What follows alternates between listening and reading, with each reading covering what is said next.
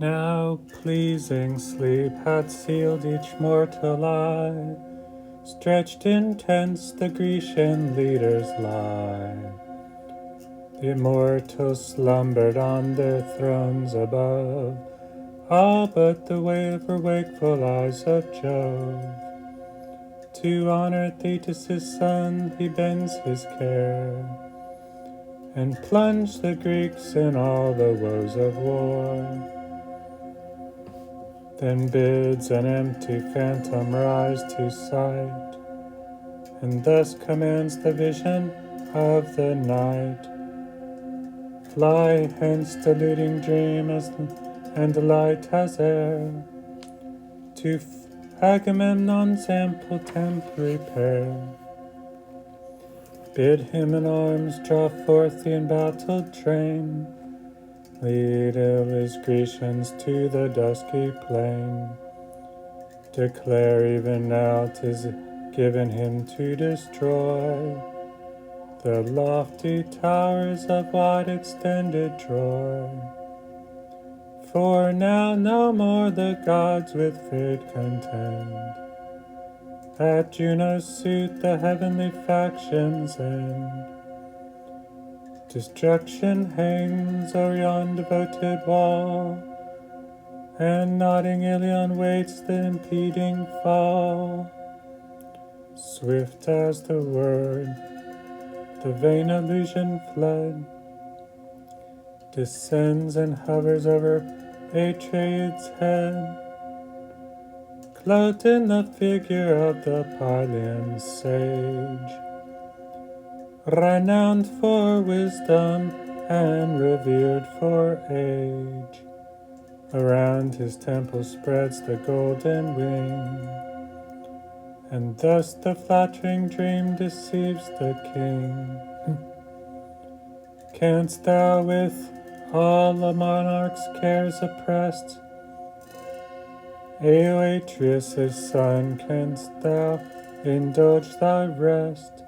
Ill fits a chief who mighty nations guides, directs in councils and in war presides, to whom is safety a whole people owes, to waste long nights in indolent repose. Monarch awake, 'tis Jove's command I bear. Thou in thy glory claim his heavenly care. In just array draw forth the embattled train, lead all thy Grecians to the dusky plain. Even now, O king, 'tis given thee to destroy the lofty towers of wide extended Troy. For now no more the gods with fate contend. At Juno's suit the heavenly factions end. Destruction hangs on yon devoted wall, and nodding Ilion waits the impeding fall. And but waking this advice approve, and trust the vision that descends from Jove. The phantom said, then vanished from his sight, revolves to air and mixes with the night. 1,000 schemes the monarch's mind employ, a latent thought he sacks untaken Troy. Vain as he was, and to the future blind, nor saw what Jove and the secret fate designed. What mighty toils to either host remain, what scenes of grief and numbers of the slain. Eager he rises and in fancy hears the voice celestial murmuring in his ears. First on his limbs a slender vest he threw, around him next a regal mantle threw. The embroidered sandals on his feet were tied, The starry falchion glittered at his side, and last his arms the massy scepter loads, unstained immortal and the gift of gods. Now rosy morn ascends the court of Jove, lifts up her light and opens day above. The king dispatched his heralds with commands to range the camp and summon all the bands. The glittering hosts the monarch's word obey, while to the fleet Atrides bends his way. In his black ship the Pylian prince he found, there calls the senate of the peers around. The assembly placed, the king of men expressed, the councils laboring in his artful breast. Friends and confederates with attentive ear, receive my words and the credit what you hear. Late as I slumbered in the shades of night, a dream divine appeared before my sight, whose visionary form like Nestor came, the same in habit and in main the same. The heavenly phantom hovered over my head. And dost thou sleep, O Atreus' son, he said. Ill fits a chief who mighty nations guides, directs in council and in war presides, to whom its safety a whole people owes, to waste long nights in indolent repose. Monarch awaked, his Jove's command I bear, thou in thy glory claim his heavenly care. In just array draw forth the embattled train, and lead the Grecians to the dusky plain. Even now, O king, 'tis given thee to destroy the lofty towers of what extended Troy. For now no more the gods with fate contend, at Juno's suit the heavenly factions end. Destruction hangs over yon devoted wall, and nodding Ilion waits the impeding fall. This here observant and the gods obey.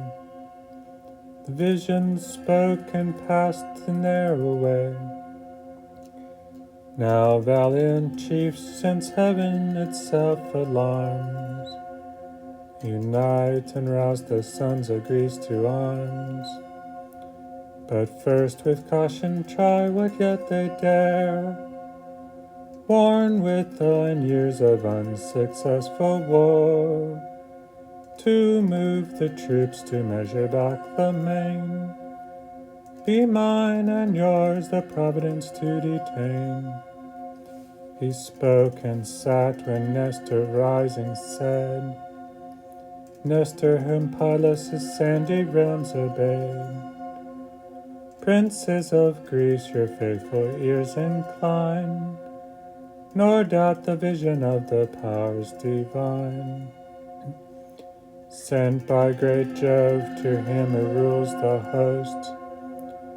Forbid it, heaven, this warning should be lost. Then let us haste obey the gods' alarms, and join to rouse the sons of Greece to arms. Thus spoke the sage, the kings without delay dissolve the council and their chief obey. The sceptered rulers lead the following host, poured forth by thousands darkens all the coast. As from some rocky cleft the shepherd sees, clustering in heaps on heaps the driving bees, rolling and blackening swarms the succeeding swarms. with deeper murmurs and more hoarse alarms. Dusky they spread a close embroidered crowd, and over the veil descends the living cloud. So from the tents and ships a lengthened train spreads all the beach and wide overshades the plain. Along the region runs a deafening sound. Beneath their footsteps groans the trembling ground. Fame flies before the messenger of Jove, and shining soars and claps her wings above. 9 sacred heralds now, proclaiming loud the monarch's will, suspend the listening crowd. Soon as the throngs in order ranged appear, and fainter murmurs died upon the ear, the King of Kings his awful figure raised. High in his hands the golden scepter blazed, the golden scepter of celestial flame. By Vulcan formed from Jove to Hermes came. To Pelops he the mortal gift resigned, the immortal gift great Pelops left behind. In Atreus' hand which not the Atreus ends, to rich Thytetus next the praise descends. Now the mark of Agamemnon reign subjects all Argos and controls the main. On this bright scepter now the king reclined, and artful thus pronounced the speech designed. Ye sons of Mars, partake your leader's care. Peers of Greece and brothers of the war.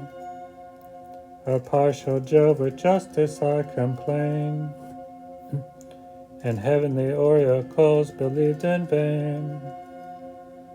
A safe return was promised to our toils, renown triumphant and enriched with spoils. Now shameful flight alone can save the host, our blood, our treasure, and our glory lost. So Jove decrees, resistless Lord of all, at whose command whole empires rise or fall. He shakes the feeble props of human trust, and towns and armies humbles to the dust. What shape to Greece of fruitful war to wage? O lasting shame in every future age! Once great in arms the common scorn we grow, repulsed and baffled by a feeble foe. So small their number that if wars they ceased, and Greece triumphant held a general feast. All ranked by tens whole decades when they dine, must want a Trojan slave to pour the wine. But other forces have to our hopes overthrown, and Troy prevails by armies not her own. Now 9 long years of mighty Jove are run, since first the labors of this war begun. Our cordage torn, decayed, our vessels lie, and scarce ensure the wretched power to fly. Haste then forever, leave the Trojan wall, our weeping wives, our tender children call. Love, duty, safety summon us away. 'Tis nature's voice, and nature we obey. Our shattered sparks may yet transport us over, safe and inglorious, to our native shore. Fly, Grecians, fly, your sails and oars employ, and dream no more of heaven defended Troy. His deep design unknown the host approve, A child's speech the mighty numbers move, so roll the billows to the Icarian shore. From east and south when winds begin to roar, burst their dark mansions in the clouds and sweep the whiting surface to the ruffled deep.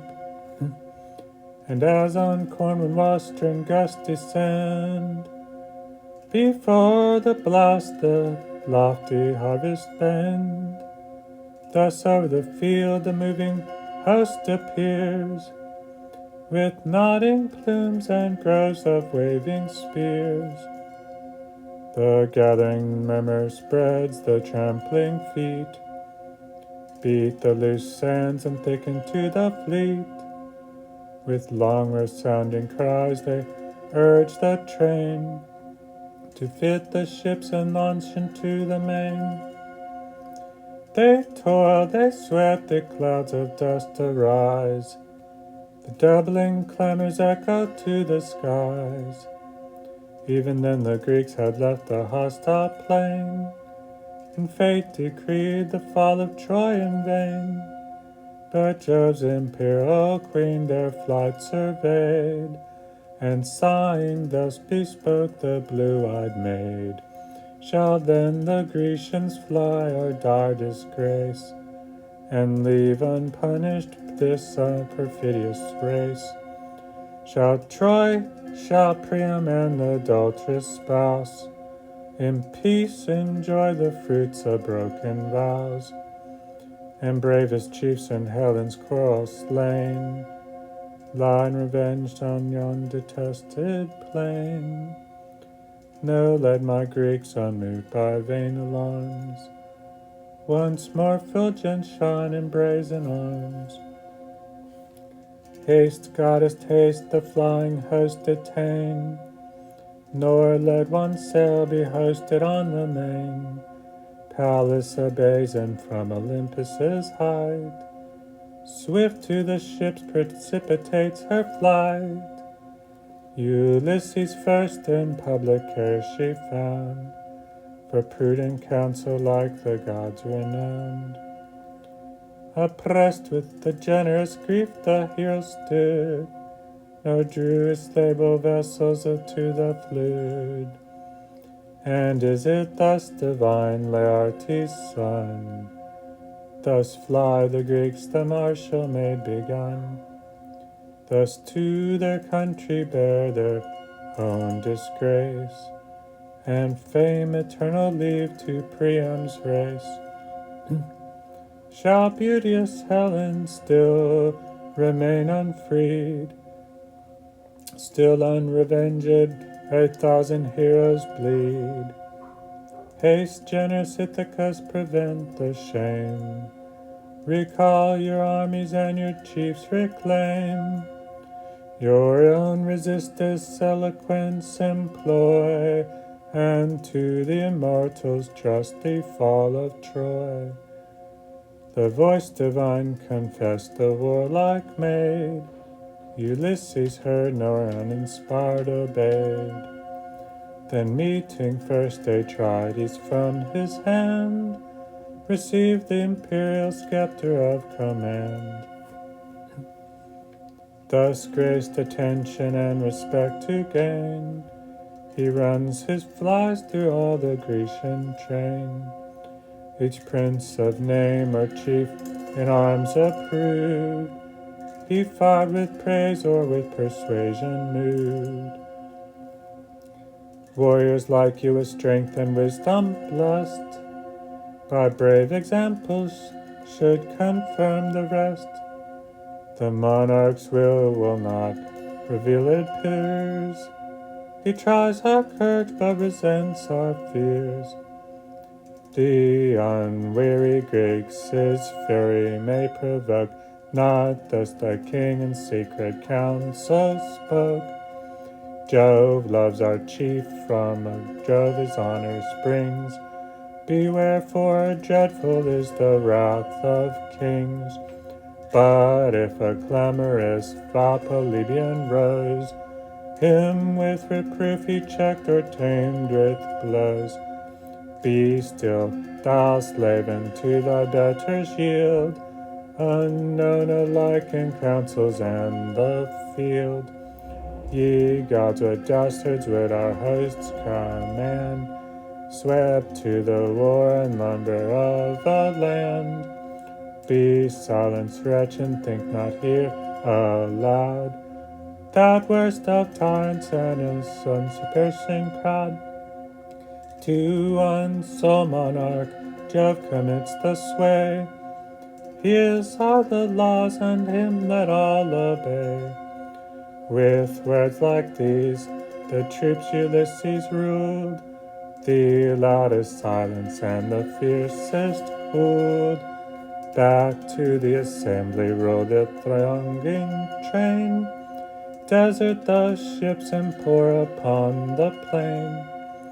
Murmuring they move as when old ocean roars, and heaves his surges to the trembling shores.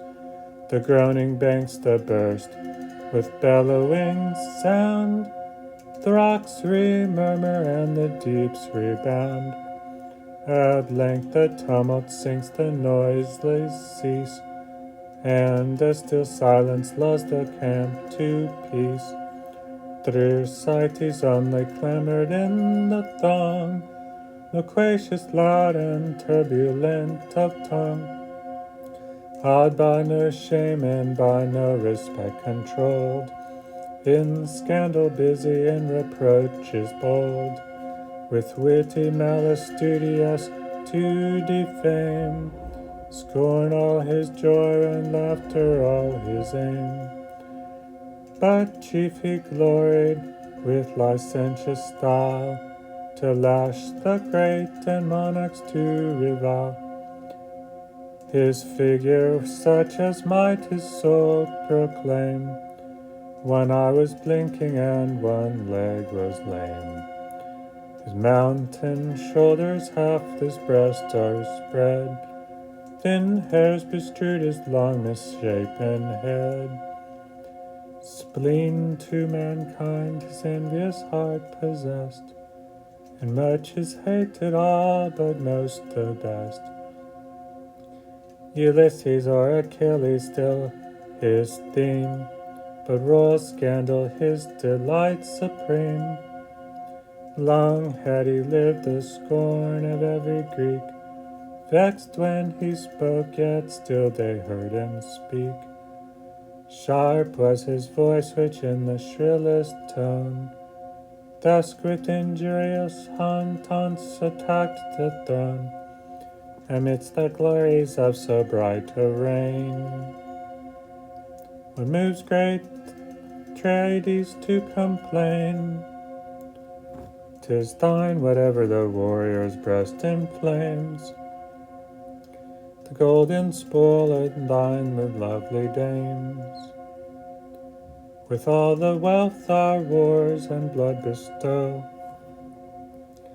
thy tents are crowded and thy chests o'erflow. Thus at full ease in heaps of riches rolled. What grieves a monarch is it thirst of gold? Say, shall we march with our unconquered powers, the Greeks and I, to Ilion's hostile towers, and bring the race of royal bastards here, for Troy to ransom at a price too dear? But safer plunder thy own host supplies. Say, wouldst thou see some valiant leader's prize? Or if thy heart's to generous love be led, some captive fair to bless thy kingly bed. Wherever our master craves, submit we must, plagued with his pride or punished for his lust. O women of Alchia, men no more, hence let us fly and let him waste his store in loves and pleasures on the virgin shore. We may be wanted on some busy day, when Hector comes, so great Achilles may. From him he forced the prize we jointly gave, from him the fierce, the fearless, and the brave, and durst he as he ought resent that wrong? This mighty tyrant were no tyrant long. Fierce from his seat as this Achilles springs, in generous vengeance of the King of Kings. With indignation sparkling in his eyes, he views the wretch and sternly thus replies,